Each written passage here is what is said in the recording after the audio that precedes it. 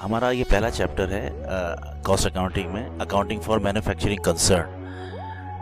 इसको थोड़ा समझने पहले से थोड़ा सा आप थोड़ी सी बात क्लियर कर लें कि देखें तीन तरह के बिजनेसेस होते हैं। मोस्टली हम अपने इर्द गिर्द देखें तो तीन तरह के बिजनेस पाए जाते हैं।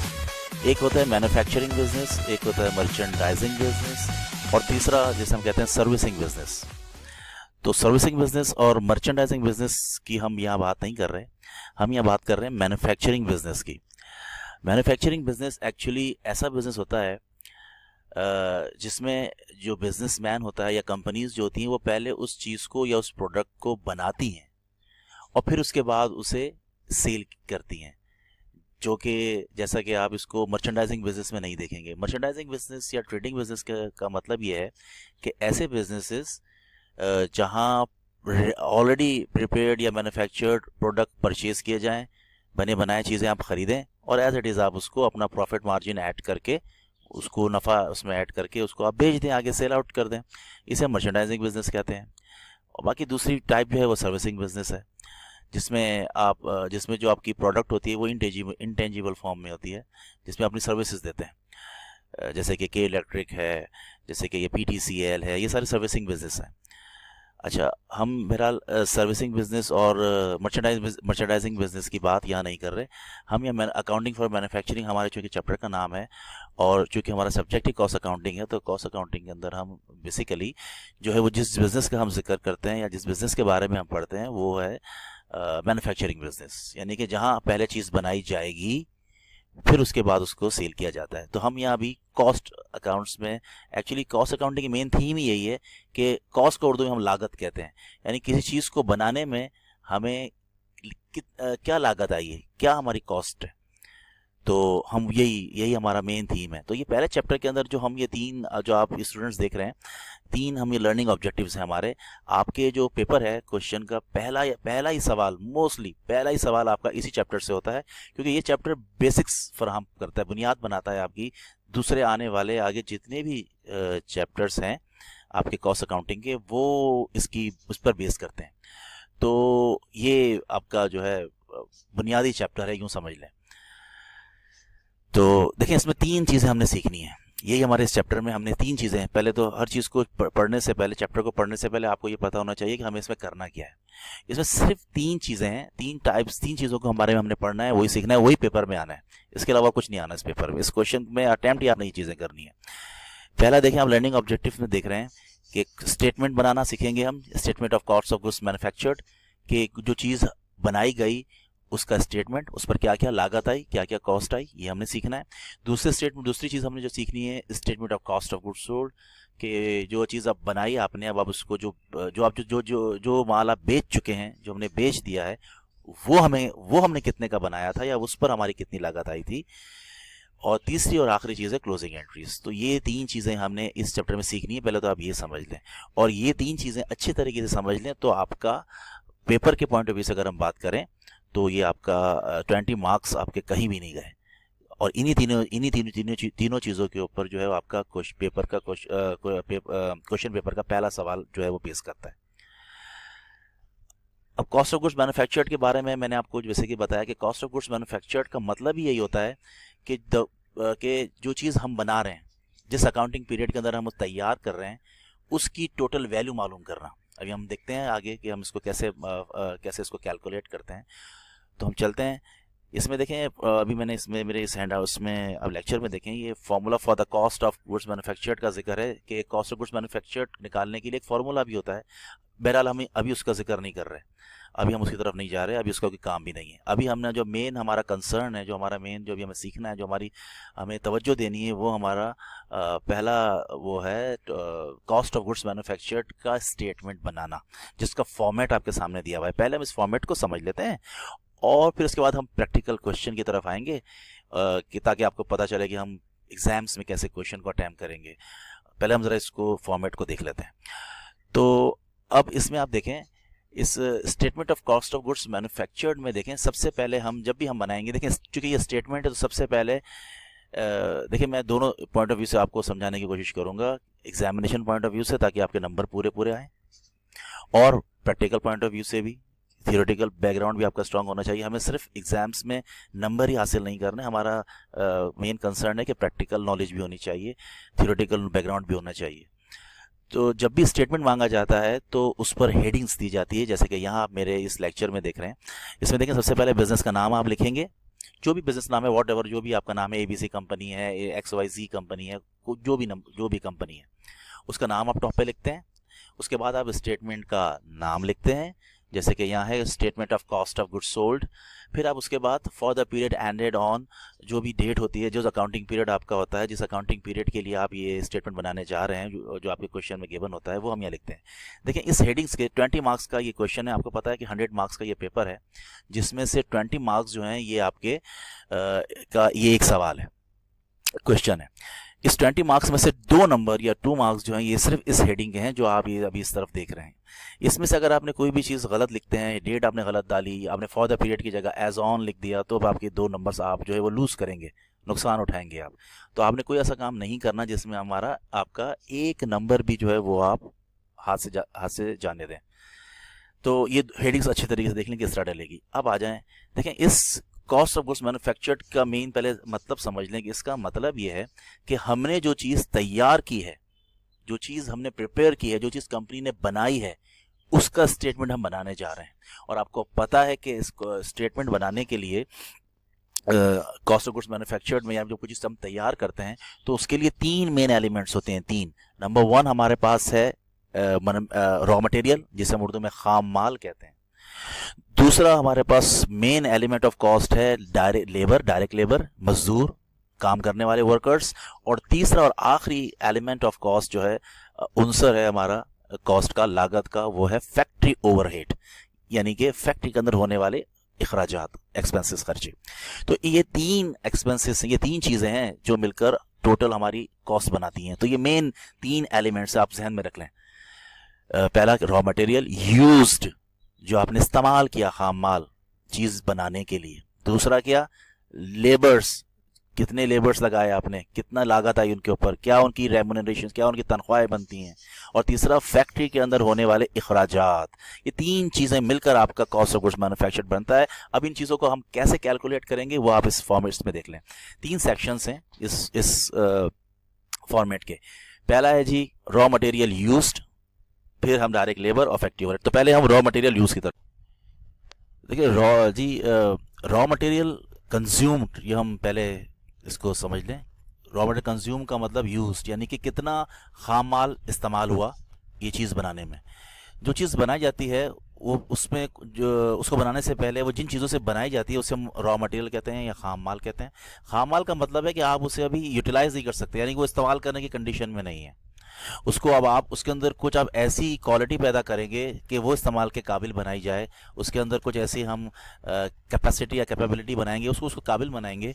अभी फ़िलहाल बहरहाल वो इस काबिल नहीं है कि उसे इस्तेमाल किया जाए। रॉ मटेरियल को सिंपली इस तरह समझ लीजिए कि जैसे अगर आप लकड़ी का फर्नीचर है तो लकड़ी जो है, वुड जो है, वो उसका रॉ मटेरियल है। और अगर आप कपड़े हैं तो उसके लिए कॉटन, कपास, ये रॉ मटेरियल है। डबल रोटी या ब्रेड या रोटी कह लें तो उसका रॉ मटेरियल आटा वगैरह जो है। तो ये सारे ये रॉ मटेरियल्स हैं। तो हमने जो भी चीज़ हम बनाने जाए, प्लास्टिक की कोई चीज़ है, प्लास्टिक का फर्नीचर है या कुछ और है, तो प्लास्टिक उसके लिए रॉ मटेरियल है। इसी तरह हमने कितना रॉ मटेरियल इस पूरे अकाउंटिंग पीरियड में इस्तेमाल किया, यूटिलाइज़ किया, ये हमने यहाँ कैलकुलेट करना है। अब इसको कैलकुलेट कैसे करें उसका तरीका देखें आप। वो सबसे पहले हम क्या करेंगे, सबसे पहले हमने ये देखना है कि जब ये अकाउंटिंग पीरियड स्टार्ट हुआ था, जब ये अकाउंटिंग पीरियड शुरू हुआ था, उस वक्त हमारे पास कितना खाम माल हमारे मटेरियल स्टोर रूम में मौजूद था। देखिए, जब भी हम अपने सप्लायर से, अपने जो मैन्युफैक्चरिंग कंपनीज जो रॉ मटेरियल्स खरीदती हैं, वो सबसे पहले रॉ मटेरियल स्टोर रूम में आता है, स्टोर रूम में आता है। फिर वहाँ रॉ मटेरियल स्टोर रूम से फिर वो ज़रूरत के मुताबिक जो है वो फैक्ट्री में सप्लाई किया जाता है कि जितना काम करना है, जितना बनाना है, उसमें जो चीज़ें यूटिलाइज होंगी, रिक्विजिशन जिसे कहते हैं, रिक्विजिशन भेजी जाती है फैक्ट्री की तरफ से। फैक्ट्री मैनेजर या फैक्ट्री सुपरवाइज़र जो है वो रॉ मटेरियल डिपार्टमेंट को भेजता है, रॉ मटेरियल स्टोर रूम को भेजता है। तो वो वहाँ से फिर उस हिसाब से खाम माल भेजा जाता है फैक्ट्री में। सही है। तो सबसे पहले जैसे ही हम सप्लायर से गुड्स परचेज करते हैं तो वो पहले रॉ मटेरियल स्टोर रूम में आता है। तो हमने ये देखना है कि जब अकाउंटिंग पीरियड शुरू हुआ, अब हमने देखना है कि हमने कितना इस्तेमाल किया। तो ये अब हमने कैसे निकालेंगे इसको? निकालने का तरीकेकार ये है, सबसे पहले हम ये देखते हैं कि रॉ मटेरियल शुरू में था कितना उस store raw material store room के अंदर। शुरू का मतलब है जब ये अकाउंटिंग पीरियड का आगाज़ हुआ। फर्ज कर लें हमारा अकाउंटिंग पीरियड, इस कंपनी का अकाउंटिंग पीरियड पूरे 12 महीने का है, यानी जनवरी 1 से लेकर दिसंबर 31 तक है। तो जनवरी 1 यानी साल के शुरू में अकाउंटिंग पीरियड के स्टार्ट में कितने कॉस्ट, कितने रुपए का रॉ मटेरियल हमारे इस रॉ मटेरियल स्टोर रूम में मौजूद था। एक बात। अब दूसरा हम ये देखेंगे कि हमने ये जो डिलीवर्ड कॉस्ट आप देख रहे हैं, इसका मतलब ये है कि हमने मजीद और कितना खरीदा। अब ये डिलीवर्ड कॉस्ट को कैसे कैलकुलेट करेंगे, इसको हमने इनर कॉलम में देखें, हमने इसको कैलकुलेट किया है। देखें वे ऑफ प्रेजेंटेशन का ख्याल रखें, क्योंकि सिर्फ सही सवाल सॉल्व करने के पूरे नंबर नहीं है। 100% मार्क्स उसी वक्त मिलेंगे जब आपकी प्रेजेंटेशंस भी एक्यूरेट होंगी। अब हम डिलीवर्ड कॉस्ट को कैसे कैलकुलेट करेंगे वो आप देखें। सबसे पहले हम देखते हैं, देखें add raw material purchase gross. Gross का मतलब ये होता है कि जब हमने जो अपने सप्लायर से गुड्स परचेज की और जो कि हमारे रॉ मटेरियल स्टोर रूम में आई, वो ग्रॉस का मतलब अभी इसमें से कुछ माइनस होना, मिन्हा होना बाकी है। इसमें कुछ अभी हम माइनस करेंगे, इसमें हम कुछ अभी डिडक्ट करेंगे, सब्ट्रैक्ट करेंगे, मिन्हा करेंगे, माइनस। अब वो माइनस क्या करेंगे, यानी कि दो चीज़ें माइनस होंगी इसमें। आप ये देखें, रॉ मटेरियल रिटर्न्स और दूसरा रॉ मटेरियल डिस्काउंट। अभी तो हमने गुड्स खरीदा है ना, अभी तो हम लेकर आए रॉ मटेरियल्स, जो हमने ऑर्डर दिया था उसके हिसाब से जो हमारे पास माल आया वो हमने अपने स्टोर रूम में चला गया। इसे कहते हैं ग्रॉस। अब इसके अंदर दो चीज़ें शामिल हो सकती हैं, ज़रूरी नहीं है कि हर दफ़ा ही आपके पास ये दो चीज़ें शामिल हो जो हमने माइनस करनी है। हो भी सकती हैं, नहीं भी हो सकती हैं। अगर होंगी तो माइनस कर देंगे, नहीं होगी तो छोड़ देंगे। अब माइनस क्या होंगी वो देखें आप। रिटर्न्स, रॉ मटेरियल रिटर्न्स का मतलब क्या है? रॉ मटेरियल रिटर्न्स का मतलब ये है कि जो रॉ मटेरियल हमने परचेज किया था, खरीदा था, वो उसमें से कुछ रॉ मटेरियल ज़रूरत के मुताबिक नहीं था, आउट ऑफ डेट था, नुक्स था, कोई डिफॉल्ट था, कोई डिफेक्टिवनेस की थी, कोई भी थी, या ऑर्डर के मुताबिक नहीं था, हमने उसको रिटर्न किया तो हम माइनस करेंगे। कॉमन सेंस की बात है कि भाई वो तो हमारा चीज़ ही नहीं है, वापस करें आप, तो हम उसको माइनस करेंगे अपने ग्रॉस में से, ग्रॉस रॉ मटेरियल परचेज में से।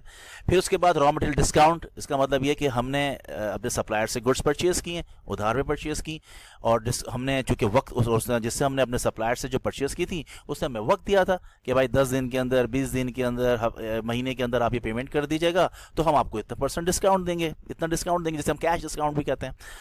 तो बहरहाल अगर हमने ऐसा कोई डिस्काउंट मिला है तो हम उसको माइनस करेंगे।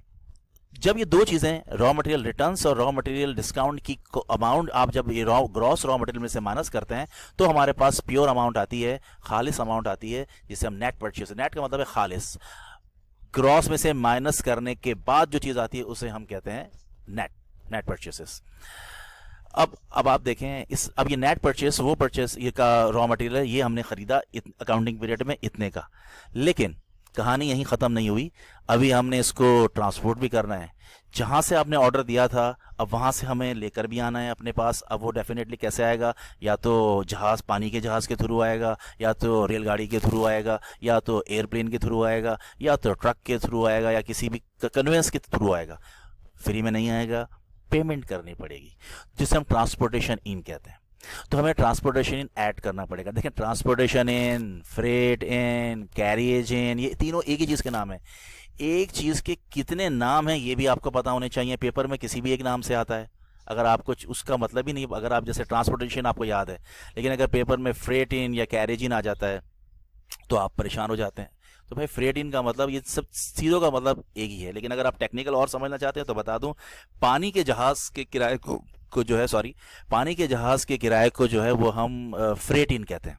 अगर पानी के जहाज़ के थ्रू कोई चीज़ आ रही है उसे हम फ्रेट कहते हैं। नॉर्मली ये टेक्निकल टर्म इसी के लिए इस्तेमाल होती है। लेकिन बहरहाल अभी इतनी उसमें जाने की ज़रूरत नहीं है। इतना समझ लें कि ट्रांसपोर्टेशन इन, फ्रेट इन या कैरेज इन वो खर्चा होता है हमारा, जो हमने या कंपनी ने या बिजनेस ने खर्चा किया होता है, जो जहाँ से हमने ख़रीदा, पॉइंट ऑफ परचेज से लेके पॉइंट ऑफ डेस्टिनेशन या पॉइंट ऑफ यूटिलाइजेशन तक हम अपने पास लेकर आए सप्लायर से, उस दरमियान में जो खर्चा हुआ हमारा वो हम इसमें ऐड करेंगे। इन दोनों चीज़ों को ऐड करने के बाद चीज़ हमारे हवाले होती है। डिलीवर्ड का मतलब है हवाले होना।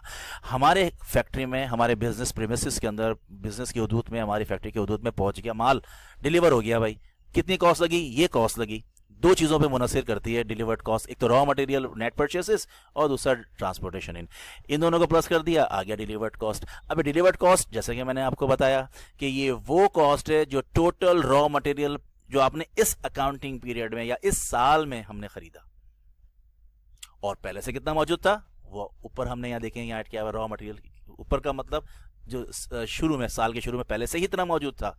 अब ये पहले से ही का भी बात क्लियर कर लें, पहले से ही का मतलब क्लियर का होने का मतलब ये है कि ये पिछले साल का एंडिंग बैलेंस था जो इस साल का, कल रात को अगर आप अपनी शॉप बंद करते हैं तो उसमें जो आपका कैश का एंडिंग बैलेंस होता है वही बैलेंस सुबह जब आप आके दुकान अपनी ओपन करेंगे तो वही आपका बिगिनिंग बैलेंस हो जाएगा। तो पिछले रात का जो एंडिंग बैलेंस होगा वह अगली सुबह का बिगिनिंग बैलेंस होता है। तो पिछले अकाउंटिंग पीरियड का जो एंडिंग बैलेंस होता है वो सुबह का बिगिनिंग, अगले साल का पहले दिन जो है वो बिगिनिंग बैलेंस होगा। तो ये पिछले साल का एंडिंग था रॉ मटेरियल जो कि अब इस साल का बिगिनिंग है।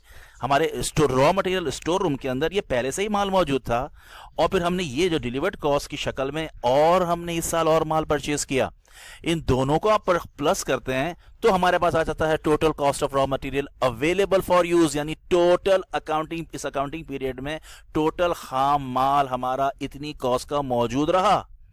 अब हम इसमें से माइनस करते हैं, अगर अब हम इसमें से माइनस क्या करेंगे रॉ मटेरियल, हमें क्या निकालना है, हमें ये निकालना है कि इसमें इस्तेमाल कितना हुआ। अगर इसमें इस्तेमाल हुआ ही नहीं है तो इसका मतलब आज भी का मतलब है अकाउंटिंग पीरियड के आखिरी दिन हम खड़े हैं, आज December 31, पूरा साल खत्म हो गया। आज अकाउंटिंग पीरियड के आखिर में फिर इतना ही बचा होना चाहिए, लेकिन ऐसा नहीं हुआ। अब हम देखेंगे कि आज हमारे पास कितना बचा है, जितना भी आज हमारे पास फॉर एग्जाम्पल अगर raw material total cost of raw material available for use अगर 1 लाख था तो आज हम देखने जाते हैं आज हमारे पास सिर्फ 20,000 का रॉ मटेरियल पड़ा रह गया। तो मतलब बाकी कहाँ गया, इसका मतलब बाकी इस्तेमाल हो गया। इसका मतलब बाकी कहाँ चला गया, रॉ मटेरियल स्टोर रूम से चला गया फैक्ट्री में, यूज हो गया, यूटिलाइज हो गया। जो जितना रॉ मटेरियल गायब है इसका मतलब वो हमारा इस्तेमाल हो गया या यूज हो गया। तो इसी तरह हम इसीलिए हम रॉ मटेरियल एंडिंग को हम माइनस करेंगे ताकि हमारे पास रॉ मटेरियल यूज्ड आ जाए। तो इस तरह ये रॉ मटेरियल यूज की अमाउंट कैलकुलेट होती है। अच्छा जी, अब देखें रॉ मटेरियल यूज तो हमने कैलकुलेट कर लिया, तीन एलिमेंट ऑफ कॉस्ट में से एक हमारा रॉ मटेरियल यूज तो कैलकुलेट हो गया। अब रह गया, अब दूसरे पे आ जाए। दूसरा है डायरेक्ट मटेरियल लेबर। देखिए डायरेक्ट मटेरियल लेबर का मतलब ये है, रॉ मटेरियल को मैंने भी आपसे कहा कि रॉ मटेरियल के अंदर हम ऐसी क्वालिटी पैदा करेंगे या उसको इस्तेमाल करेंगे या उसको इस्तेमाल के काबिल बनाएंगे। कौन बनाएगा? लेबर्स, वर्कर्स, जो मजदूर होते हैं, जो फैक्ट्री के अंदर काम करने वाले जो लोग होते हैं। अब लेबर्स, जो डायरेक्ट लेबर्स का मतलब ये होता है कि ऐसे लेबर्स जिनका जो डायरेक्ट मशीन्स के ऊपर काम कर रहे हैं। देखिए लेबर्स दो तरह के होते हैं। एक वो लेबर्स होते हैं जो मशीन्स पर काम कर रहे हैं, जो खुद वो चीज़ बनाने में इनका बराह रास्त जो है वो बिला वास्ता जो है इनका किरदार रहा है। मशीनों पे काम कर रहे हैं, कटिंग कर रहे हैं, पेस्टिंग कर रहे हैं, असेंबलिंग कर रहे हैं। इसी तरह अगर आप इसको और बेहतर समझने के लिए ये देखें कि और तरह के जो दूसरी तरह के लेबर्स होते हैं, जैसे कि वॉचमैन, चौकीदार भी है फैक्ट्री का, कंपनी का, वो भी, उसको भी हम पेमेंट कर रहे हैं, उसको भी हम पैसे दे रहे हैं, उसको भी हम सैलरी दे रहे हैं, लेकिन वो क्या है, वो हमारा डायरेक्ट लेबर नहीं है। ऑफिस स्टाफ है, एडमिनिस्ट्रेशन में जितने लोग हैं, ये हमारे डायरेक्ट लेबर नहीं है। तो जो एक्चुअल मशीन्स के ऊपर काम कर रहे हैं, जो चीज़ों को बना रहे हैं अपने हाथों से, अपनी जिनका डायरेक्ट इंटरेक्शन है, कनेक्शन है जिनका, उसे हम डायरेक्ट लेबर कह रहे हैं। तो सिर्फ हमें डायरेक्ट लेबर को अभी यहाँ ऐड करना है। तो डायरेक्ट लेबर को हमने कितने के डायरेक्ट लेबर लगाए, हमने कितना उसके ऊपर खर्चा होगा या हुआ हमारा, हमने कितनी पेमेंट करनी है, कितने मुलाजिमीन हैं हमारे जो काम कर रहे हैं डायरेक्टली, जो इन्वॉल्व हैं। मैं डायरेक्ट लेबर की बात कर रहा हूँ। तो जो डायरेक्ट लेबर जितने लगे हैं उसके ऊपर हमारी क्या लागत आई इस पूरे अकाउंटिंग पीरियड में, जो रॉ मटेरियल पे काम करेंगे और जिनको हम पेमेंट करेंगे। इसके बाद ये तीसरा और आखिरी जो एलिमेंट ऑफ कॉस्ट है, जो लागत का जो तीसरा उनसर है, वो है फैक्ट्री ओवरहेड। इसे शॉर्ट में FOH भी कहते हैं। ये मुखफ़फ़ है फैक्ट्री ओवरहेड का। तो एग्जाम्स में ये एक्सेप्टेबल है। हर चीज़ की शॉर्ट फॉर्म अलाउ नहीं है। जो एक्सेप्टेबल है उससे हम करते हैं, जैसे FOH है, हम आप यूज़ कर सकते हैं पूरा। अगर आप फैक्ट्री ओवरहेड ना लिखना चाहें तो आप FOH लिख सकते हैं, एक्सेप्टेबल है। लेकिन हर चीज़ की एब्रीविएशन एक्सेप्टेबल नहीं है। जिनकी है मैं आपको बताता रहूँगा, जिनकी नहीं वो आपको बता दूंगा। पहला, फैक्ट्री ओवरहेड का मतलब अखराजात, खर्चे जो आप उस फैक्ट्री के दौरान, फैक्ट्री की प्रेमिसेस के अंदर, फैक्ट्री की हुदूद के अंदर जो इस पूरे अकाउंटिंग पीरियड के दौरान में जो अखराजात हुए हैं उसे हम फैक्ट्री ओवरहेड कह रहे हैं। अब फैक्ट्री ओवरहेड के अंदर हम क्या क्या शामिल करते हैं? इनडायरेक्ट मटेरियल, इनडायरेक्ट लेबर और अदर मैन्युफैक्चरिंग ओवरहेड्स। देखिए इंडायरेक्ट, मैंने अभी डायरेक्ट मटेरियल के बारे में, जो ऊपर हमने जो रॉ मटेरियल का जिक्र किया, जो पहले सेक्शन में रॉ मटेरियल यूज्ड के बारे में जो हमने पढ़ा, वो डायरेक्ट रॉ मटेरियल है एक्चुअली। मटेरियल, जिस तरह मैंने आपसे कहा कि लेबर दो तरह के होते हैं, एक डायरेक्ट लेबर्स और दूसरे इनडायरेक्ट लेबर्स। डायरेक्ट लेबर्स का मतलब वो लेबर्स जो एक्चुअली मशीनों पे काम कर रहे हैं, चीजें बना रहे हैं। और इनडायरेक्ट लेबर्स का मतलब वो लेबर्स जो एक्चुअल लेबर्स तो हैं, पेमेंट तो करेगी कंपनी उन्हें, अकाउंटिंग पीरियड के दौरान में उनसे काम लिया गया है, पेमेंट करेंगे हम, लेकिन वो डायरेक्टली इन्वॉल्व नहीं है, इसलिए हमने उनको इनडायरेक्ट लेबर कह दिया। तो जो इनडायरेक्ट लेबर्स हैं उसको हम यहाँ इस फैक्ट्री ओवरहेड के अंदर इंक्लूड करते हैं, इस सेक्शन में लेकर आएंगे। इसी तरह लाइकवाइज जो डायरेक्ट रॉ मटेरियल भी दो तरह के हैं। एक वो रॉ मटेरियल्स जो डायरेक्टली हम, जैसे मैंने आपसे कहा था कि अगर आप लकड़ी का फर्नीचर आप बना रहे हैं तो लकड़ी जो है, वुड, टिम्बर जो है, ये आपका डायरेक्ट मटेरियल है। लेकिन आप कीले भी लगाएंगे, आप उसको पॉलिशिंग मटेरियल भी इस्तेमाल करेंगे, आप वार्निश वगैरह भी इस्तेमाल करेंगे, तो ये सारी चीज़ें जो ये इनडायरेक्ट मटेरियल्स हैं। तो इनडायरेक्ट मटेरियल सारी इसमें फैक्ट्री ओवरहेड वाले सेक्शन में हम ऐड करेंगे। तो ये इसे कहते हैं इनडायरेक्ट मटेरियल। तो इसी तरह आप अदर मैन्युफैक्चरिंग ओवरहेड, इसके अलावा कुछ और कोई आपने इनडायरेक्टली कोई खर्चा हुआ है फैक्ट्री के अंदर। अब अदर मैन्युफैक्चरिंग ओवरहेड में जैसे आ गया हीट, लाइट, पावर, बिजली का खर्चा, आपका इलेक्ट्रिसिटी जो कंज्यूम हुई है, फ्यूल, पेट्रोल, कैरोसिन ऑयल, ये आपके फैक्ट्री में इस्तेमाल हुआ है ड्यूरिंग द प्रोडक्शन, काम के दौरान में, पैदावार जो आप कर रहे थे, बना रहे थे, उसके दौरान में। फिर इसी तरह जो आपका टेलीफोन का बिल है फैक्ट्री का, या और इसी तरह कोई गैस का बिल है, गैस इस्तेमाल हुई है, तो ये सारे अदर मैन्युफैक्चरिंग ओवरहेड्स में आते हैं। तो ये सारे आपके फैक्ट्री ओवरहेड में हम इसको ऐड करते हैं। अब जब इन चीज़ों को आप तीनों को ऐड कर लेंगे तो हमारे पास टोटल फैक्ट्री ओवरहेड की कॉस्ट आ जाएगी। अब हम कैलकुलेट कर चुके हैं तीनों, ये तीनों पहला मेन सेक्शंस हमारे कंप्लीट हो गया है। देखें तीनों एलिमेंट ऑफ कॉस्ट हमने कैलकुलेट कर लिए। रॉ मटेरियल यूज भी कैलकुलेट हो गया, डायरेक्ट लेबर भी कैलकुलेट हो गया और फैक्ट्री ओवरहेड भी कैलकुलेट हो गया। इन तीनों को आप प्लस कर लेंगे तो इन तीनों के मजमुए को, इन दोनों के टोटल को हम कहते हैं total manufacturing cost. Total manufacturing cost for the period या total cost of goods put into production, एक ही बात है। एक चीज के जितने नाम है या मैंने सारे यहाँ मेंशन कर दिए हैं, क्योंकि पेपर में अगर किसी एक नाम से आ गया तो फिर आप परेशान ना हो। पेपर आपको एक चीज के कितने ऑल्टरनेट नाम है ये आपको पता होने चाहिए। इसलिए मेरी कोशिश है कि मैं बताता रहूंगा आपको साथ साथ कि एक चीज को कितने नामों से पुकारा जा सकता है या लिखा जा सकता है, ताकि आपको एग्जामिनेशन में किसी भी किस्म की प्रॉब्लम ना हो और आप आराम से बहुत अच्छे नंबरों से इस पेपर को आप अटेम्प्ट करें। अब हमने टोटल मैन्युफैक्चरिंग कॉस्ट ऐड कर ली। अभी टोटल मैन्युफैक्चरिंग कॉस्ट का मतलब हमने बता दिया कि इस पूरे साल के दौरान में जो हमने काम किया था वो कितना था, वो ये है। मटेरियल कितना इस्तेमाल हुआ, used, raw material use, labour पे कितना काम हुआ, लेबर पे कितने पैसे लगे हमारे, लेबर को कितने पैसे देने, ये हमारा डायरेक्ट लेबर।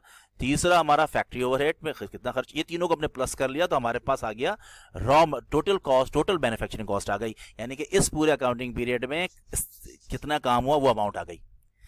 अब हमें क्या करना है, जैसा कि मैंने आपसे कहा कि जब हम माल गुड्स परचेज करते हैं अपने सप्लायर से तो पहले आता है रॉ मटेरियल स्टोर रूम में, उसके बाद कहाँ जाएगा, उसके बाद जाता है फिर वहाँ से ज़रूरत के मुताबिक वहाँ से शिफ्ट होता है, ट्रांसफ़र होता है फैक्ट्री में। दूसरा स्टेप है factory, raw material store room के बाद दूसरा है फैक्ट्री।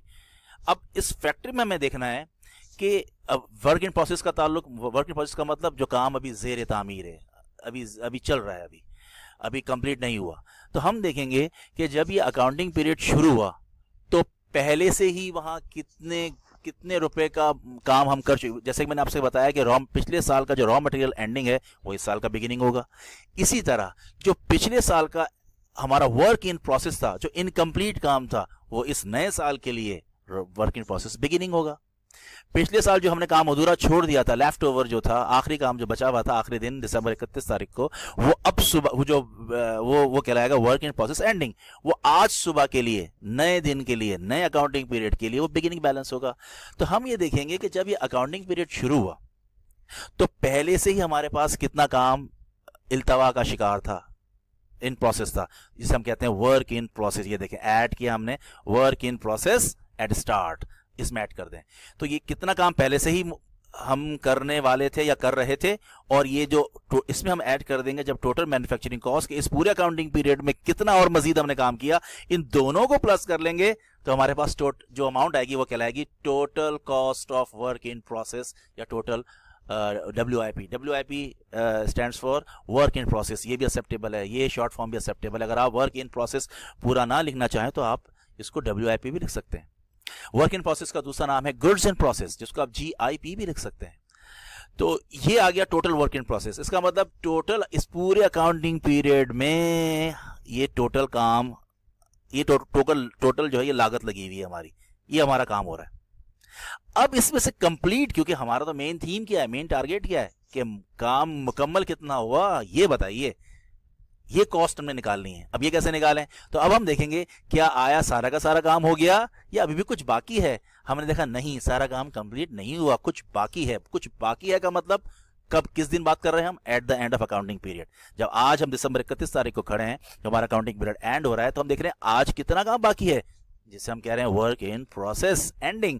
तो ये हम देखें इसमें से लेस करने जा रहे हैं, हमने इसे माइनस कर दिया, lace work in process ending, तो ये अमाउंट माइनस कर दिया हमने। अब फॉर एग्जांपल फर्स्ट कर लें समझने के लिए, total cost of work in process था हमारे पास 1 लाख, फर्स्ट कर लें।